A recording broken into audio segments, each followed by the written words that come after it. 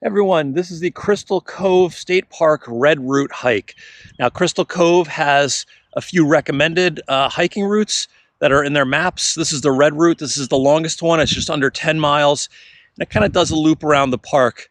Now, there's a ton of trails here and there's other options, and I have a lot of those on the website in Hiking Guy. So if you don't want to hike this far, just go there and check it out.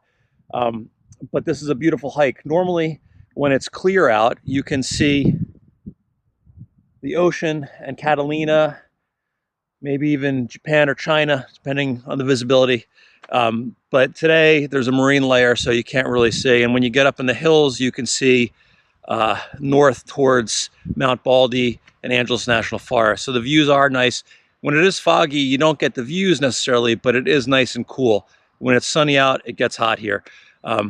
But anyway, I have a full guide to this on HikingGuy.com with maps and parking info and all that fun stuff. But otherwise, please enjoy these turn-by-turn directions. The hike starts at the Ranger Station and Visitor Center, and you can pay for your parking there. The lot's pretty big, but it does fill up, and they will turn you away if the lot is full. There's bathrooms in the distance there, and you can also fill up your water bottles. But to start the hike, we're just going to go over by these bathrooms and walk down along this boardwalk. Eventually it'll turn at the end of the parking lot back to dirt.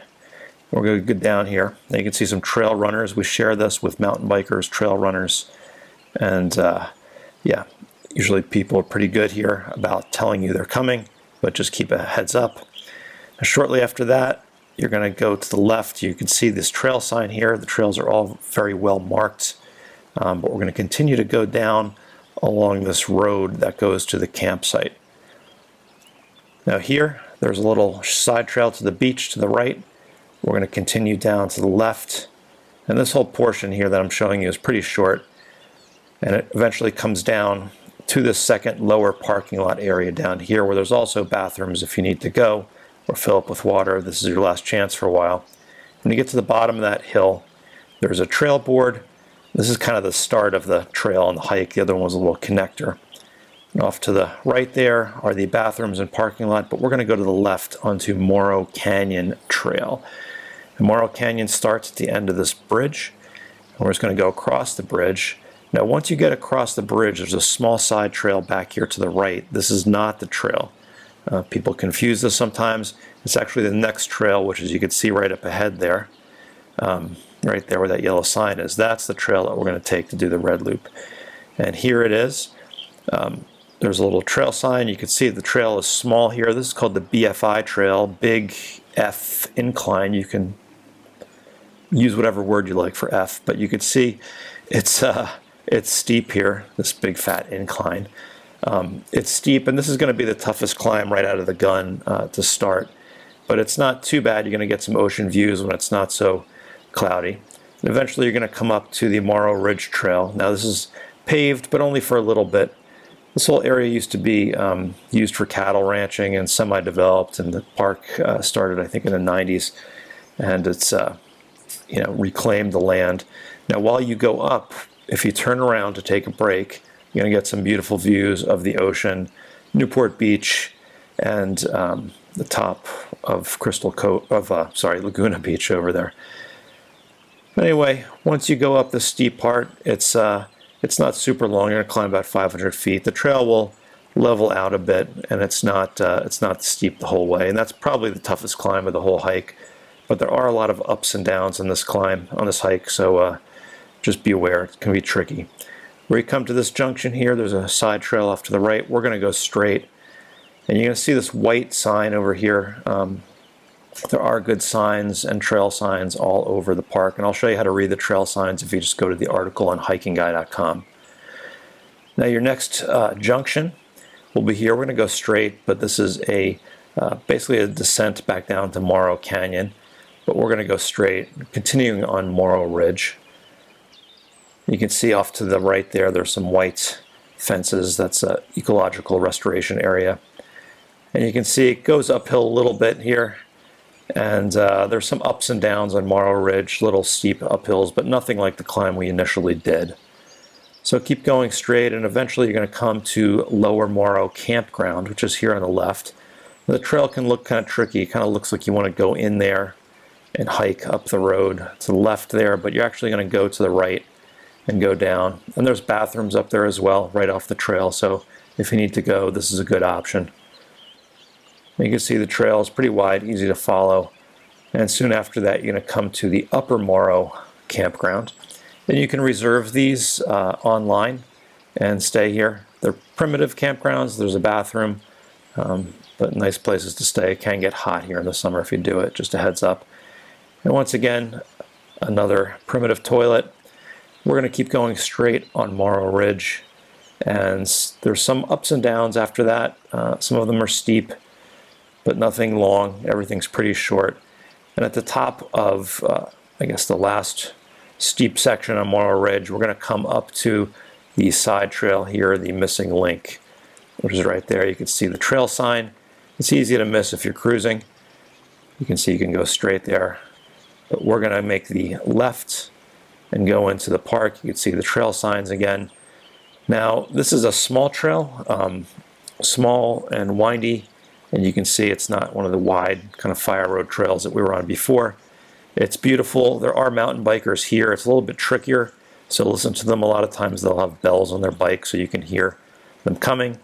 But we're going to twist and turn around here until we get to this trail junction. And you can see the trail board in the gate. Now we're in Crystal Cove State Park. On the right-hand side is Laguna Wilderness, Laguna Coast Wilderness Park, which is a county park. There's a nice flower. And we're going to continue just for a little bit longer here on a small trail, small end of the missing link trail. And we're going to come out to another junction here. This one's a little tricky because the trail doesn't continue straight across. We kind of have to go to the right a little bit and then up to the left. And you'll see we're going to go on the fence line trail, and there's a sign for the fence line trail. So we're just going to go behind the board, hang a left here onto the small trail, which is the fence line trail, because it goes along the fence, or what was the fence of the border of the state park. And you can see this one's a nice small trail again.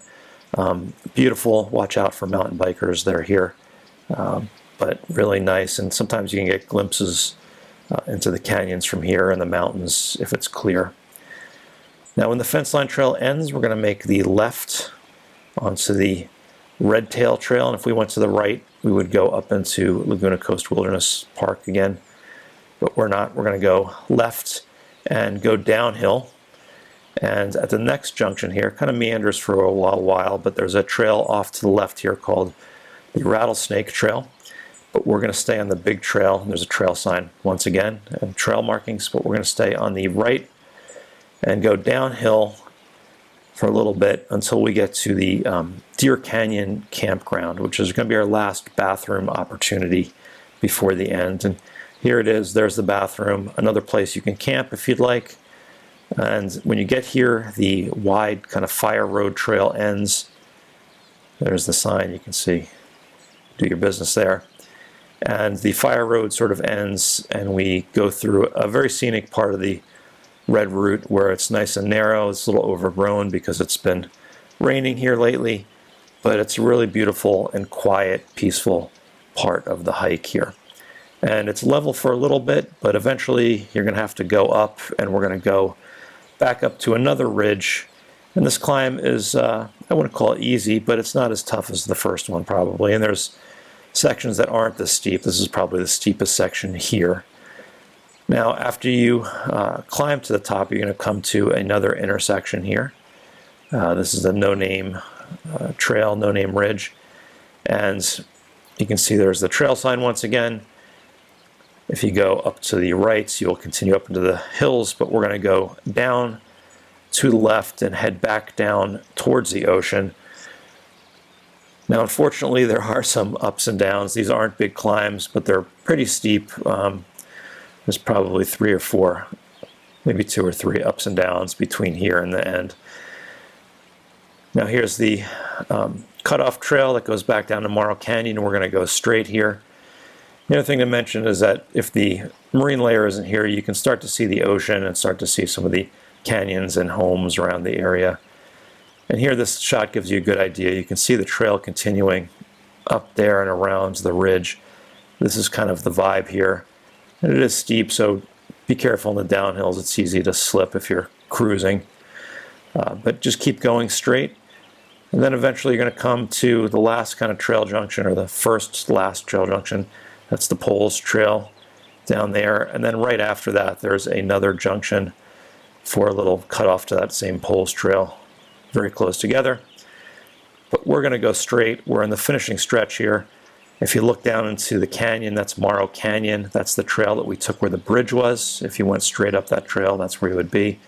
But it's fun to look at all the little hikers and all the trails down there. It's beautiful. But we're going to go straight, and when we get around that little bend right up ahead there, we're going to start to get views of the ocean once again, and this is going to be your last chance before the end to get your pictures of the ocean. It's a nice hike to time for sunset. You'll see the sun going down, or sky all pink and yellow down in this direction as the evening approaches. Once you go down here, you're going to come to a gate at the very end of the climb, and there's two ways you can go. We're going to bear to the left here, back onto the pavement, follow the service road, then you will come back out at the parking lot where we started. So that's the hike, Crystal Cove Red Route. It's definitely a fun one. I hike here quite often. It is beautiful, and the trails are nice, and beautiful, pristine coastal scrub here. Now, if you're watching on YouTube, if you could do me a big favor and click the little thumbs up, that will help other people find the video, hopefully see it, do the hike safely. If you have any questions, leave them in the comments under the video, and in the description right under the video is a link to the full article with parking and maps and all that fun stuff. But otherwise, Crystal Cove Red Routes. If you want to do other Crystal Cove hikes, just go to Hiking Guy, where I have some other ones. But otherwise, I will see you out there. Not out there in the ocean, but here on the trail. See ya.